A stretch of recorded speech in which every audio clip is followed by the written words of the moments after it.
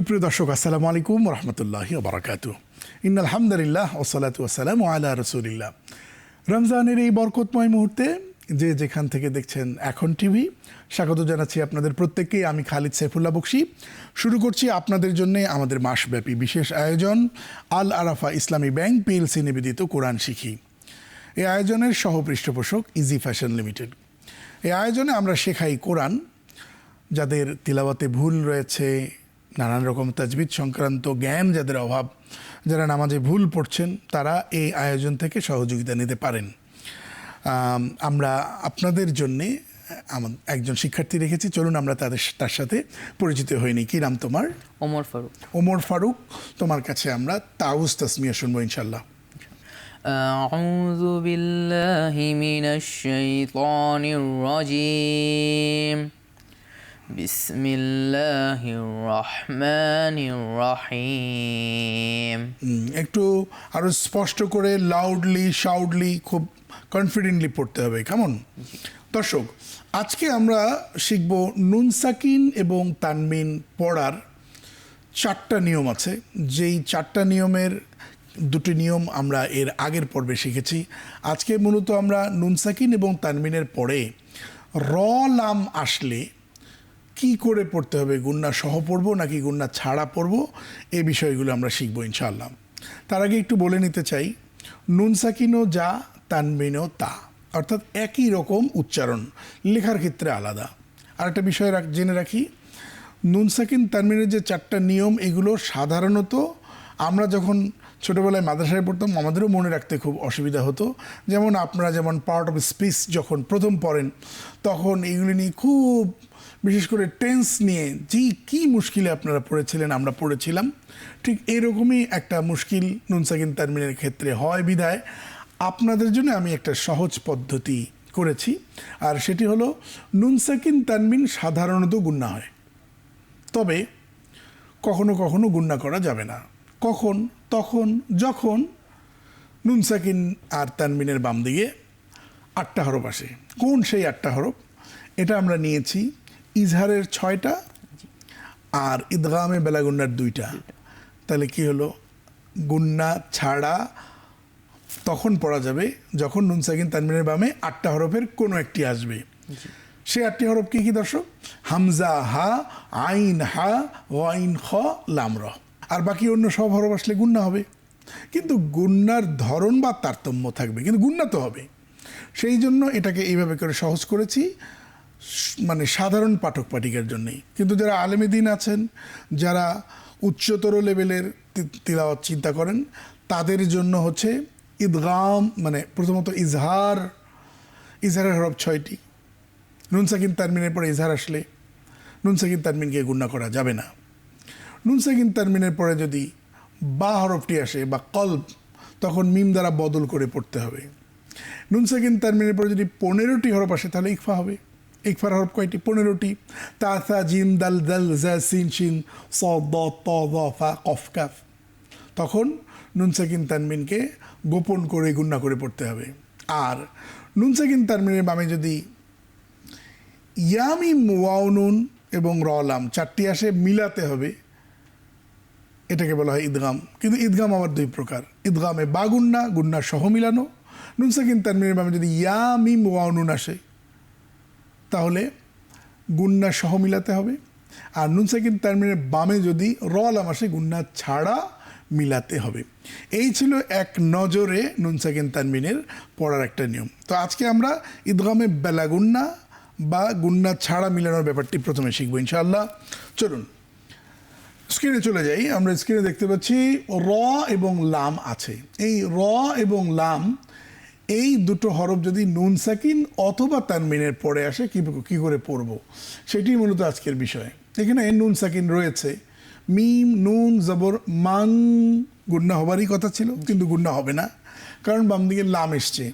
লাম হচ্ছে ইদগামে বেলাগুন্না বা গুন্না ছাড়া যে পড়তে হয়, তার 2টি হরফের একটি হরফ র আর লাম। এখানে লাম আসছে, তাহলে এখানে যদি আমরা এভাবে পড়ি মাল্লাম, ভুল হবে। কি পড়বো? মাল্লাম। মাল্লাম, মাল্লাম, বানান করো। মিম, নুন, লাম, জবর, মাল, নুনকে নিলাম, জি বানানে নিলাম, কিন্তু উচ্চারণে আর উচ্চারণে আসবে গুন্না করলাম। মাল লাম মিম জবর লাম, লাম। মাল্লাম করে মাল্লাম। 160 বার আসছে। এর অর্থ হচ্ছে কে না। এবার আসি ইয়াউমুল্লাহ, পড়ো দেখি। ইয়াউমুল্লাহ, বানানটা হবে ইয়া ওয়াও জবর ইয়াও, বলো। ইয়া ওয়াও জবর ইয়াও, তারপরে মিম লাম দুই পেশ মুল, মুল, তারপরে লাম লাম আলিফ আলিফ জবর জবর লা, লা, মুল্লা। মুল্লা, এখানে মুন মিম দুপেশ মুন বললাম না, মুল বললাম। কেমন? এই যে ইয়াউমুল্লাহ। ইয়াউমুল্লাহ, বেশ, মাশাআল্লাহ। এরপরে গুন্না ছাড়া ঈদগাম করবো আবারও অন্য হরফ দিয়ে। কেমন? যেমন মির রাব্বিকুম, এখানে মিম নুন আছে, কিন্তু নুনটাকে আমরা পাশ কাটিয়ে রকে ধরবো। কেমন? সবাই বলি মির রাব্বিকুম। মির রব্বিকুম, আরেকবার। মির রব্বিকুম, বেশ, মাশাআল্লাহ। এটা পড়ি দেখি। গফুরুর রহিম, র দুপেশ আছে, পরের রকে ধরে ফেললো। গফুরুন আর হলো না, কি হলো? গফুরুর। গফুরুর রহিম। গফুরুর রহিম, বেশ, মাশাআল্লাহ। পড়ো দেখি মির রব্বিকুম, পরেরটা। গফুরুর রহিম। বেশ, মাশাআল্লাহ। তাহলে এখানে অতিরিক্ত কিছু বিষয় আছে, আমরা শিখবো একটা বিরতি নেওয়ার পর। দর্শক, নিচ্ছি ছোট্ট একটা বিরতি।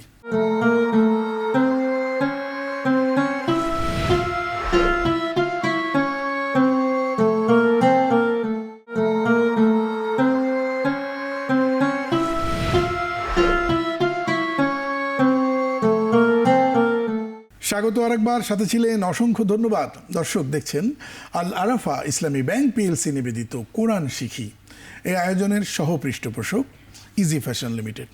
আজ আমরা নুন সাকিন তানবিনের যে হুকুম আহকাম বা নিয়ম কানুনগুলো আছে সেগুলো আমরা শিখেছি। কিছুক্ষণ আগেই আমরা যেটা শিখলাম যে নুন সাকিনের পরে অথবা তানবিনের পরে যদি র লাম আসে, গুন্না হবে না, মিলাতে হবে।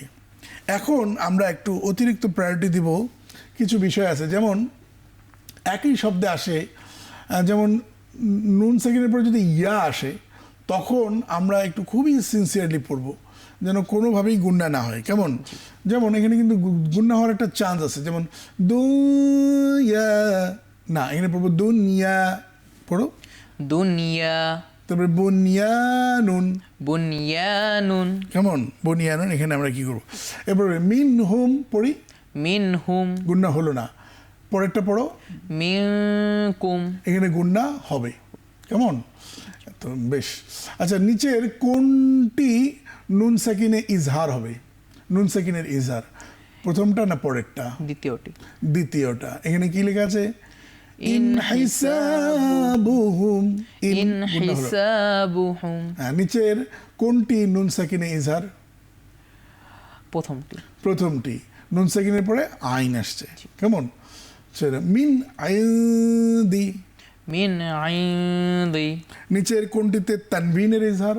প্রথমটি। প্রথমটি। পড়ো দেখি। আমালুন গায়র, লুন্ন এরকম হবে না, আমালুন গায়র।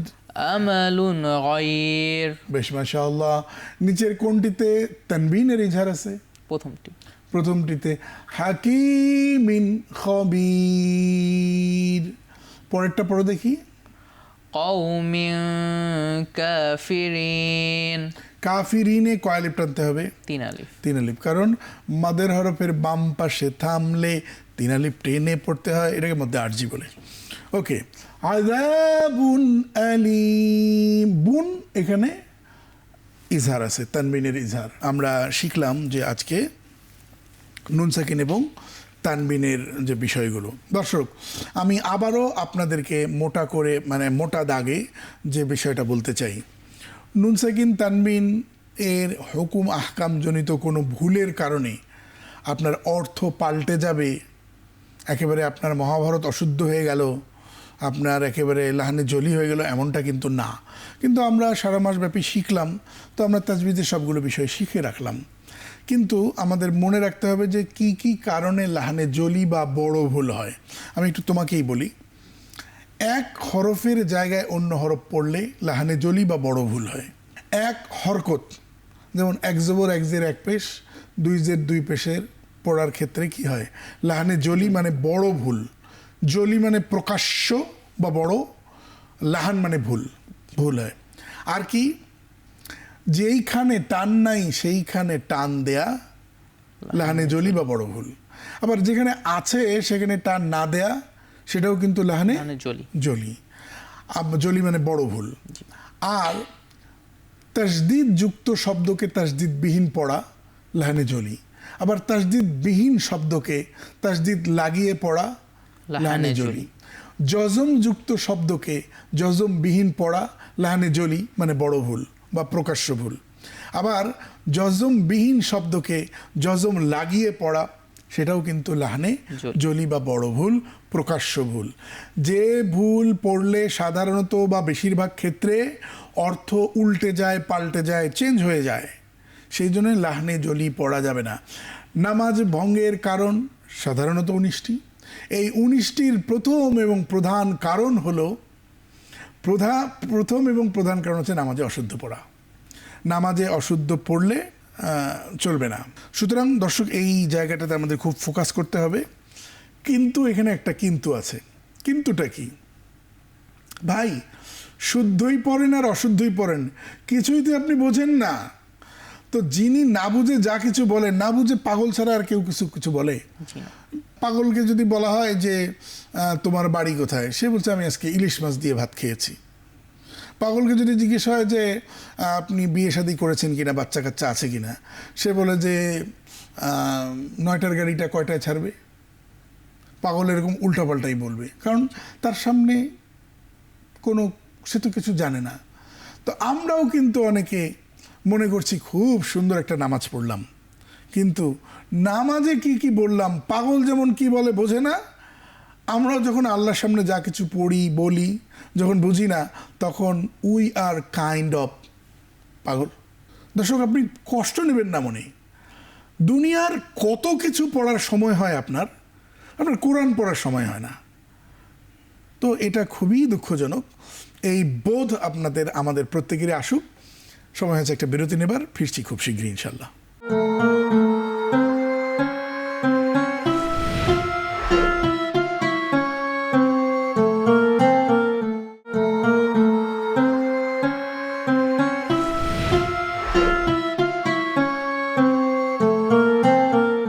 স্বাগত আরেকবার, সাথে ছিলেন অসংখ্য ধন্যবাদ। দর্শক, দেখছেন আল আরাফা ইসলামী ব্যাংক পিএলসি নিবেদিত কোরআন শিখি।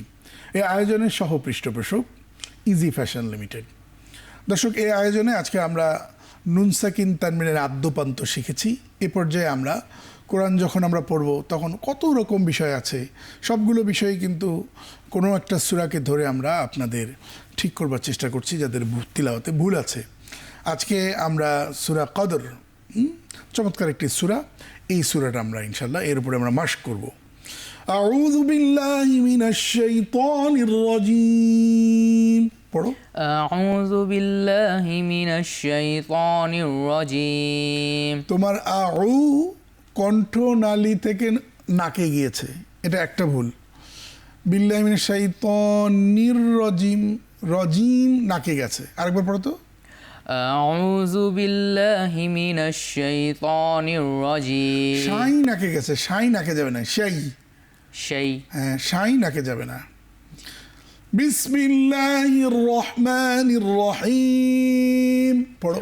বিসমিল্লাহির রহমানির রহিম। হিরটা ক্লিয়ার হলো না, হির, হা, হির, হির, হ্যাঁ, হির যেন না হয়। আরেকবার। বিসমিল্লাহির রহমানির রহিম। বেশ, পড়ো দেখি এটা। ইন্না আনজালনাহু ফি লাইলাতিল কদর। তোমার প্রথম ভুল ধরবো, যখন তুমি ইন না পড়েছো, দুই ঠোঁট লাগানোর কোনো সুযোগ নাই। তুমি পড়েছো ইন, ঠোঁট খোলা থাকতে হবে। ইন, পড়ো।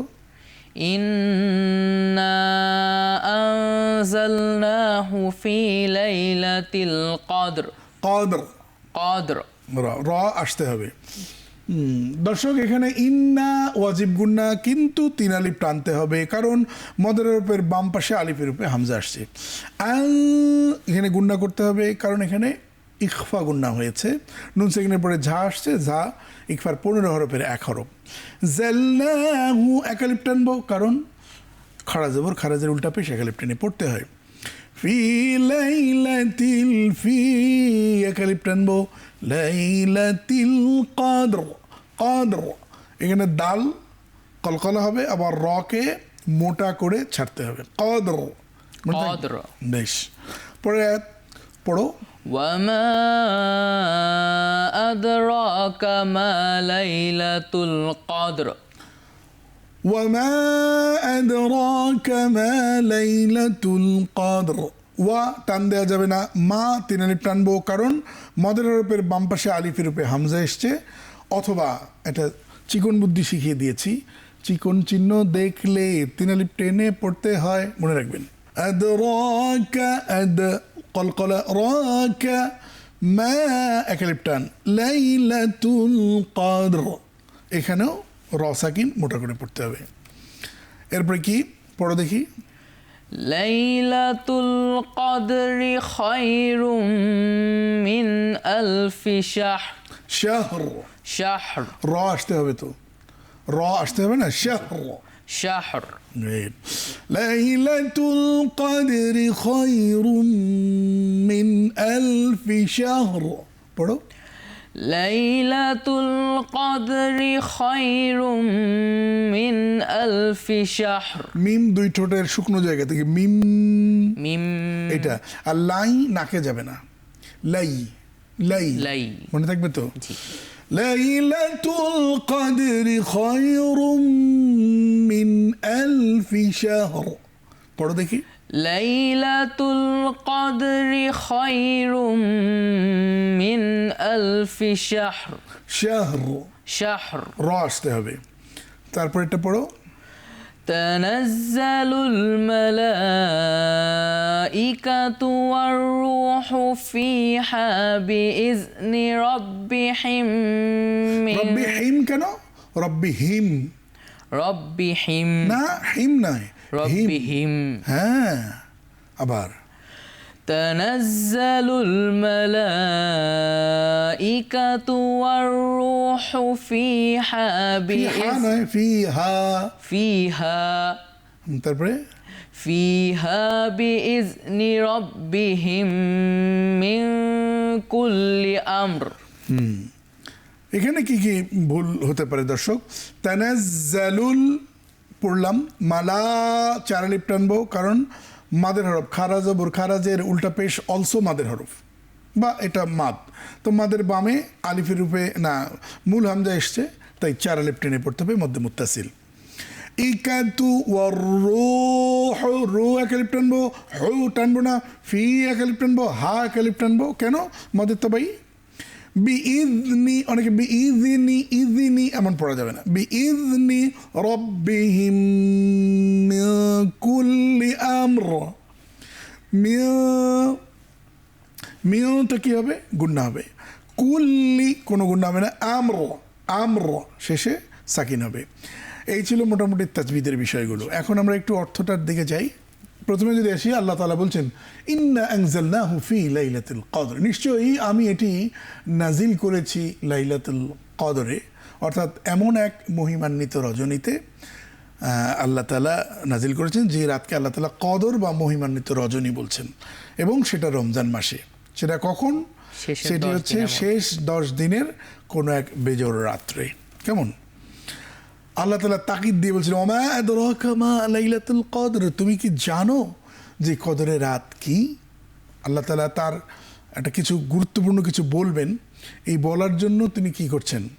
তিনি প্রশ্ন করে রিপিট করে তিনি এবার বলছেন লাইলাতুল কদর খায়রুম মিন আলফি শাহর, লাইলাতুল কদর 1000 মাস অপেক্ষা উত্তম। হাজার হাজার মাস যদি এক পাশে দেয়া হয়, আর এক পাশে লাইলাতুল কদরকে দেয়া হয় একটা পাল্লায় উঠিয়ে, কদরের রাত তার চেয়েও বেশি উত্তম।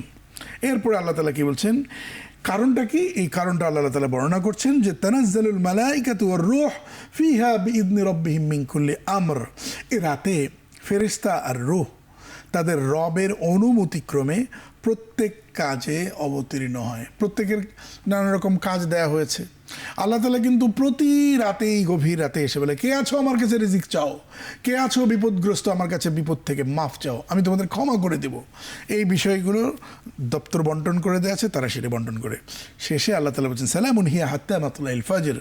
এ রাতে বিরাজ করে শান্তি আর শান্তি যতক্ষণ পর্যন্ত না ফজর হয়, ফজরের আগ পর্যন্ত। সুতরাং ওই কদরের রাতকে আমাদের ইবাদতের মধ্য দিয়েই হাসিল করতে হবে। অনেক ধন্যবাদ তোমাকে। আপনাকেও ধন্যবাদ। দর্শক, সবচেয়ে বড় ধন্যবাদটা আপনাদেরকে, কারণ আপনারা আমাদের মনোযোগ দিয়ে শুনেছেন, দেখেছেন।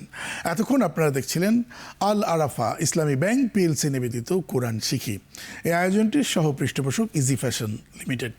আজ এ পর্যন্তই। কাল নতুন বিষয় নিয়ে আবারও হাজির হচ্ছি। আশা করছি কালও আমাদের সাথেই থাকবেন কোরআনের স্বার্থে। আসসালামু আলাইকুম ওয়া রাহমাতুল্লাহি ওয়া বারাকাতুহু।